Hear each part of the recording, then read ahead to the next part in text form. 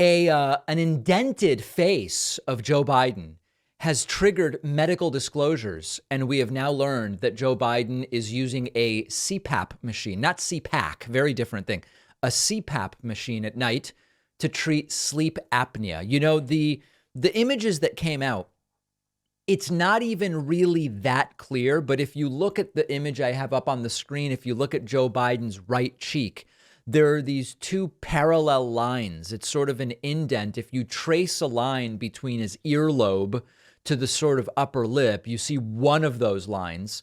And then maybe about half to 3/4 of an inch below that, you see another parallel line, an indentation of sorts. This has now triggered a release from the White House about Joe Biden's health.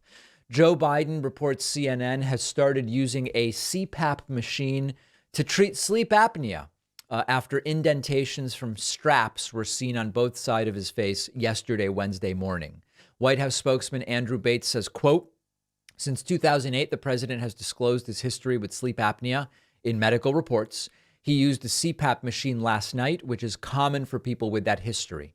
An official familiar with the matter said Biden started using the device in recent weeks to improve sleep quality." Biden has had a history of sleep apnea in the past. Sleep apnea is a sleep disorder in which breathing repeatedly stops and starts. About 30 million people in the United States have sleep apnea. That's close to 10%. So what is a CPAP machine? CPAP stands for continuous positive airway pressure. It's a machine that helps people with sleep apnea breathe more regularly and consistently while they are sleeping, to prevent those stops and starts of breathing by delivering a steady flow of pressurized air. You wear a mask. I know a couple of people that have this. Now, some people wrote to me and said, David, you know, sleep apnea can cause cognitive decline. This may explain what's going on with Joe Biden. It's really not so much cognitive decline, but it is true that sleep apnea, if not controlled, can affect cognitive function by virtue of the fact that you are not resting well. If you regularly stop breathing and have these stops and starts of breathing while you are sleeping, it affects quality of sleep. Quality of sleep can affect cognition and memory and all of those different things.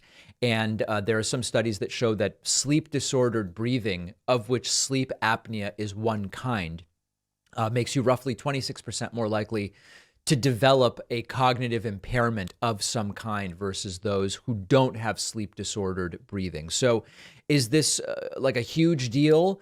No, I don't think it's a huge deal. This is not a new disclosure. It's just an explanation as to why on this particular day yesterday, Joe Biden had these marks. We don't have to, I mean, listen, we don't have to pretend that Joe Biden is the epitome of youth, vigor, and energy to recognize that there have been a lot of correct things done under Biden, and that given the opportunity to have either Joe Biden for 4 more years or Donald Trump back for 4 more years or Ron DeSantis or whatever, that I would still pick Joe Biden. It's not, you know, I get emails from people on the right, first of all, saying you'll never talk about XYZ thing with Biden.